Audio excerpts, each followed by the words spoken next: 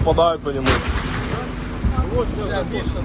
Well, guys, it was a massive Ukrainian strike on Russian oil ports in Caucasus, Novorossiysk and Tuapse. Here you may see a Ukrainian Magura drone boat which is heading towards Novorossiysk port. Well, this drone actually was stopped by the Russian machine guns, by the Russian defense, but in Tuapse the attack was successful. No ships were hit, but Ukraine significantly damaged the most important part of the port infrastructure. Well, here you may see that the drone was stopped and later on finished. This image shows how it burns in the water, and according to the recent reports, there were at least 2 of the drones which were heading to Novorossiysk, but again, Tuapse strike was successful. Let me show you. And here is the video from Tuapse, where Ukrainian drone actually enters the bay. You may see huge tanker ships, and later on I will tell you why they are there and why this pier is very important. And this is the Russian Navy ship. You might see that it opened the fire on the drone, and drone continued its movement. It's very fast drone boat, as you can see, and it also maneuvers left and right, and here it maneuvers back to that pier with that oil tanker. You see, it goes and ship starts to retreat because it thinks, or crew thinks, that it goes towards it, but no, the main important thing is to aim towards this Russian important oil infrastructure. Here we go with kaboom. This is the main oil refilling station of this port bay. This is huge, one of the biggest in Russia.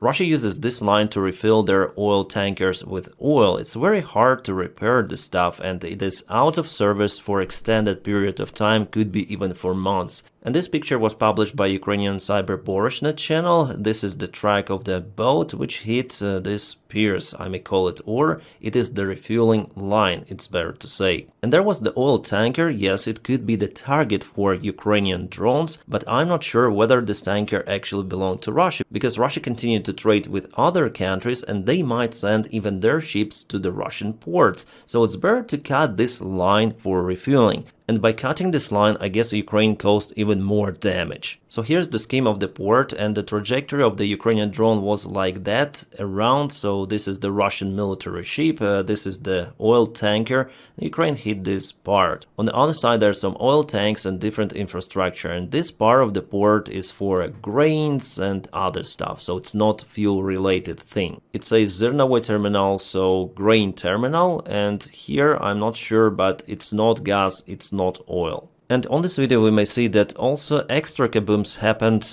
inside the port, inside the city, I would say, behind the main port line. Locals reported about even some of the missiles which could have been launched from the drones themselves. So there is actually a modification of the Ukrainian drone boat Sea Baby, which could carry some of the rocket artillery system on top. Well, it's not a big caliber, but Russians say it could be effective. Especially in today's attack, they claim that it is the Ukrainian drone boat that was used. Alright, here we have one more video from the local eyewitness who filmed 2 of the kabooms actually, so we have the confirmation. Let's watch this video.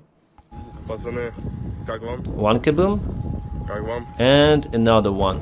Я вам. He says that "Я в ахуе," which means I'm surprised. Actually, I'm also kind of surprised with today's Ukrainian vivid open attack during the daytime. It's outstanding. But I think that after all, at night, the chance for successful operation is higher. And I have more info about Novorossiysk. Ukraine also launched some of the air drones, and Russia used the air defense as usual, and you may see the result of their operation. Yeah, they hit some of their own building, as it is reported and already confirmed by the eyewitnesses. Why it could be like that? Because for the last couple of days I saw many of the Russian air defense Panzer 1S missiles went into the same Russian buildings, but somewhere in Belgorod Oblast, or in the Kursk region of Lugov town. Let me show you some of the images. Alright, here we have it. Короче, вот такая вот ерунда. Вот он этот, я так понимаю, блок. Yeah, that's the Russian Panzer 1S engine, yeah? The booster engine that launches the air defense missile. And Russians report about one more, calling it a Ukrainian missile, which is absolute nonsense, because we all know already how this booster engine looks on Panzer 1S. And here is probably the local hotel. Yeah, the same picture we usually witness in Ukraine sometimes also could happen in Russia. Maybe Russians intercepted Ukrainian drones just like that. This video, for example, shows a Ukrainian drone FP1 that was intercepted and later on kaboomed just on a road or in a field. I remember how Russia accused the Ukrainian side for using electronic warfare for shutting down the Russian drones or air defense systems for shutting down the Russian missiles, and they say let them fly to hit your military targets, otherwise they hit civilian infrastructure. Well, Russia, we may say the same for your side. So Ukraine is capable not just to hit the Russian oil refinery capabilities, but also the supplyment of the Russian oil to the third countries. From Tuapse, Russia usually sent oil to the Southeast Asia, including countries like Singapore and even Indonesia. Yeah, Indonesia has its own oil, but Russia sent some of the oil chemical components there for the fuel production. Now that way is closed. I think at least for several months, and Donald Trump should be satisfied because he was so much against the Russian oil export to India, to China, and to European Union. Well, Ukraine applies its own sanctions on that. And this video comes from Novorossiysk port, where Russia managed to stop Ukrainian drone strike, and you see that locals are filming it. They're cheerful. But in Tuapse, the picture was totally different. So this is what was happening in Tuapse. Let me show you this video. Вот так лежим. Пуля над головой летает, блядь. Никак не... Those Russians were going to the beach, but they were stopped by their own Russian defense. And at the end of this video, let me play you this part with more audio gain, so here you'll hear it. Попали, блядь. Попали. Ох ты, блядь. You see, bullets, you heard, yeah? Bullets are very, very close, near them. It's kind of tricky for those Russian tourists. Well, I wonder why Ukraine decided to do it during the daytime, to show maybe to everyone that Ukraine is capable to send the drones that far away, because Tuapse and Novorossiysk, they're behind Crimea, in Caucasus. The drone alert was announced all across the coastline, including the main city of Sochi, which is the popular tourist destination. It was definitely a big kaboom day for the Russian Federation, because Ukraine hit Salavat oil refinery facility in Bashkortostan. Roughly 1 week ago, Ukraine already hit it, but today refinery was left without one more distillation plant, which might take Russia again several months to restore. And usually there are several of the distillation units in each refinery, and from what I see, Ukraine hits the initial distillation plant in every refinery, so it completely stops the refinery operation, because the other distillation plants, they are not needed in this case without initial one, right? Alright, and that is the situation with the Russian fuel in occupied Crimea. You may see lots of the cars out there. Yeah, you can see they still drive out there. They're capable to do it, but it's very, very rarely that Russia sends some fuel to peninsula. Usually Russia sends weapons to the front lines via Crimea. That's why it's still important to kaboom the Kerch Bridge. But definitely there is the crisis, not just in Crimea, but in most of the Russian regions with absence of fuel. They declared fuel emergency. And it's going to get even worse for Russia. The Russian economy definitely struggles, and we have one more sign for it today. So the Russian Finance Ministry proposes raising VAT taxes to help fund Ukrainian war. Well, the initial rise will be for 2% only from 20 to 22, but it's already kind of the interesting sign. So it's a sign of the possible so-called soft landing of the Russian economy, as was announced by Putin himself. But Putin's secretary Peskov today stated that Russians are ready for additional burden for Putin. He really said like that, it's the quote. The overwhelming majority of our country's population is absolutely entitled around President Putin. This is absolutely indisputable fact. And those who support President Putin, are they ready for some additional burden under the current conditions? I have no doubt that they're ready. So they're not even saying about support of Russia or something. They're saying about supporting Putin and his war effort. Well, actually, it's not his own solo decision, I mean, of Putin himself. No, it's about all of the FSB circle around Putin, the Russian regime, how it is. Well, Peskov is right about one thing. The Russian society is really inactive. And also they're ready to go for the war in Ukraine, in neighboring country, for millions of rubles, to die themselves or to cause death for Ukrainians. It is not Putin himself who goes to Ukraine and flatlines everyone. No, those are Russians who go again to Ukraine mostly voluntarily. So the problem itself also lies within the Russian society, and we don't see how they protest or something like that. No, they're pretty much okay with the current situation. Well, we'll see how it goes further, because their economy is going down and down, and Ukraine, I would say, acts the most in this sphere to apply drone sanctions on Russian refineries and other infrastructure. Also, Peskov today stated that Russia is not a paper tiger. It was the response to yesterday's Trump's tweets. I'm sure that they were panicking about that mood change of Donald Trump, but I wouldn't say that it's the final update of Donald, that he is pro-Ukrainian or something. No. Plus, Peskov called the special military operation war. He said, this is war. Just to remind you, some of Russians are now in prison because they were calling SMO war, but for Peskov, everything is okay. He may call SMO war or as he wants to call it. So Peskov said Russia is not a paper tiger, we are bear, and there are no paper bears. Sounds cringe, but that's what he said. As for Ukraine, he said those who refuse to talk today will face worse terms tomorrow. But it's not about talking, it's about following the Russian demands to give up Donetsk Oblast, as Putin told to Donald Trump in Alaska. And initially Donald Trump was following that vector that, okay, we're going to push Ukraine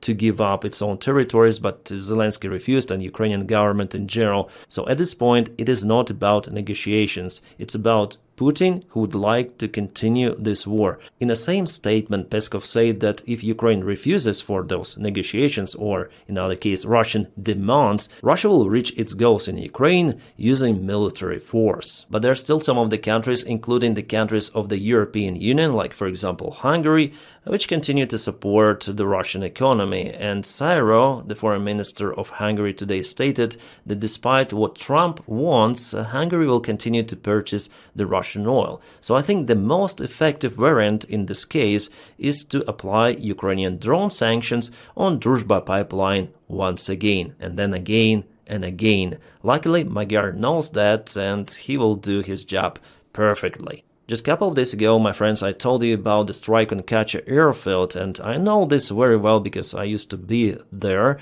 and today there was one more strike. We have the satellite image. Yeah, it's a bad quality image so far. I'm waiting for the new, but some dark spots are visible. Moreover, yesterday I got the information about the Ukrainian drone strike there. Definitely there are some of the changes on the apron. We'll see next in a couple of more days, I hope not 2 weeks, but before, about what particularly was hit there. If it was a Ukrainian drone unit Primary, they usually publish video evidence. And as for the Google images, it looks like one more helicopter stand and airplane stand, and something there was hit for sure. Right guys, we have some breaking news. While I was filming this video, I got a report, first of all, from our followers on my channel, that Aalborg airport is being closed because of the drone activity. This is again Denmark. So just a couple of days ago, Copenhagen airport was closed, and now one more drone activity? This is something really unusual. And by the way, we have some of the video filmed from Copenhagen a couple of days ago. Yeah, this is what was spotted in Denmark just right now. Some sort of the object flying, as you may see, shining brightly. Usually, if it is a surveillance drone, it needs to gather some of the information. It would not shine. It would fly from the very long distance with a big zoom camera, with a thermal camera, night vision to gather the information. But here it's done like for purpose, to show the drone flying close to the airport, maybe for this airport to be closed and to cause all of those disturbances in the air traffic, and not only. And this is what was filmed a couple of days ago. Some sort of the flying object. It's not the airplane, it is something green out there, looks like UFO, but it's not the UFO. It is something different. Well, one of the lights is flashing like a strobe light.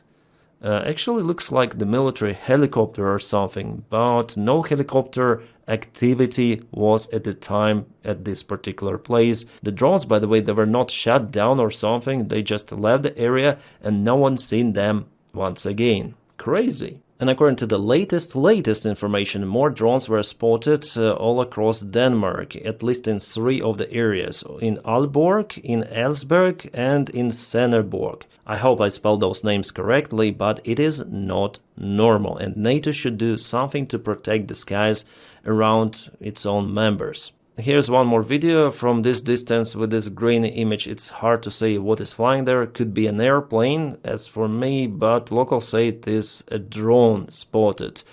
Could be.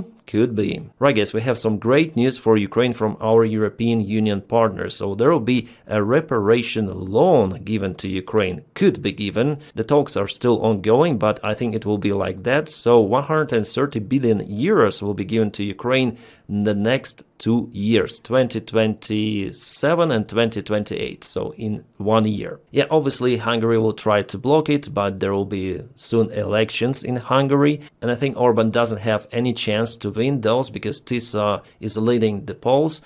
Slovakia might block, might not, we'll see. Slovakia, after all, supports Ukrainian European Union initiatives and Ukrainian membership in the European Union, but Hungary, obviously, with Orban, it is no-go, and they veto absolutely everything, because I may say Orban is just the Russian or Chinese Assad out there in the European Union. But I'm sure that this help will be given for Ukraine, and it will include some of the military support, because Ukraine is now as a shield of the European Union security, or the shield of entire Europe, because we see that the United States is not willing to support some of the military programs, especially for Baltic countries. It's not a good sign, so Ukraine plays the great role here. My friends, as for the front lines, I'm gonna record the video tomorrow, but we have this major update. It is coming for now from the Russian channels, like for example this Z blogger Anatoly Radov writes that Russia lost Nikhanorivka village in Dobropilya direction, and it is crucial actually for Russians, because this encirclement of the Russian group out there is almost imminent. He says, sadly, we lost Nikhanorivka, Boykovka is in a gray zone, Novotoretsk is still under our control, but I have the information that Ukrainian forces are out there in Novotoretsk, despite what he says. Maybe there are fights ongoing with Russian presence. Well, this map is not so good, but Boykovka is over here and Novotoretsk is here. Ukraine is very, very close to cut the Russian supplies entirely, which will lead to the catastrophe for many of the Russian forces in this trap. Absolutely great news. As usual, special thanks for my Patreon supporters and also members of the channel. Guys, thank you so much for your kind motivation and your kind support. My friends, I wish you all a peaceful sky wherever you are, and have a great time.